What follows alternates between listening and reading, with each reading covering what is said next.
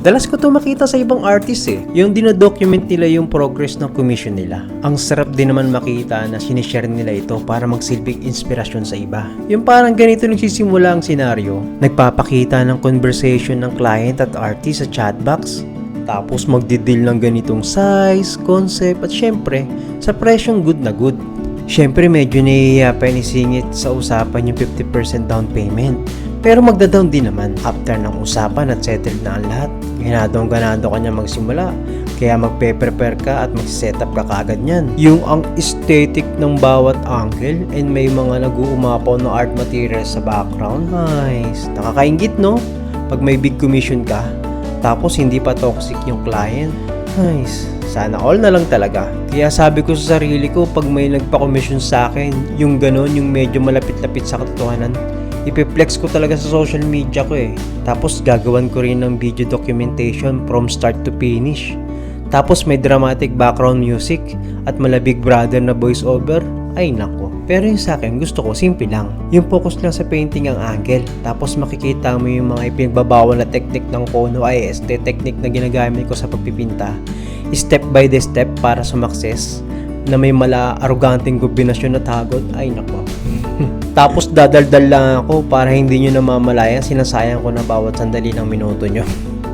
Pero seriously, ang swerte ko dito sa client kong ito. Bibihira na kasi yung ganito or iilan lang talaga yung may encounter mo na talagang na-appreciate yung work style mo.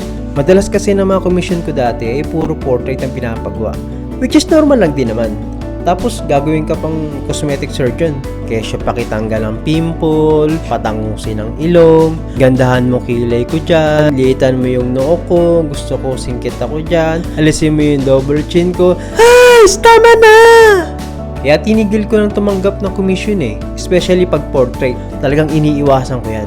Medyo marami na kasing stress na tanggap ko kaya graduate na ako dyan Mga 10 years na rin siguro tumigil na ako magbilang simula nung nagpunit kami ng schedule ni Dr. Jose Rizal Shoutout nga pala kay Sir James sa pagpapakomisyon mo sa akin. Thankful ako kasi hindi lang basta client na nakilala ko, kundi isang bagong kaibigan. At pinagkatiwalaan niyo ako at hinayaan niyo akong gawin ko yung gusto ko lang. Sa tingin ko nauunawaan niya naman yung gawa ko. Hindi ko rin kasi trip minsan magpaliwanag. Ganito kasi yung mga trip ko talaga yung more of conceptual. Portrait man siya, pero nakadepende pa rin siya sa work style ko. And mga 3 months ko rin ata itong ginagawa. Hindi din naman ako minamadali ni client.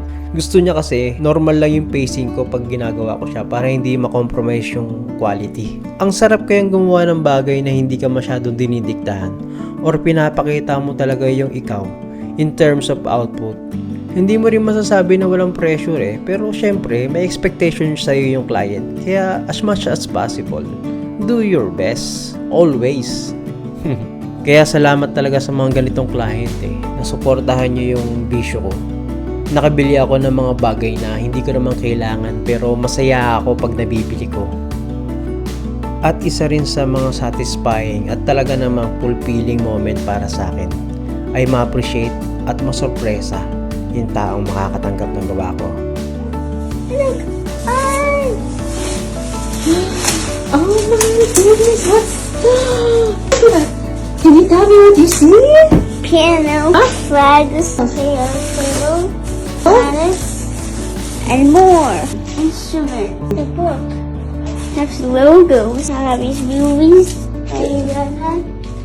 Abby's iPad? Who's in the iPad? That's your baby!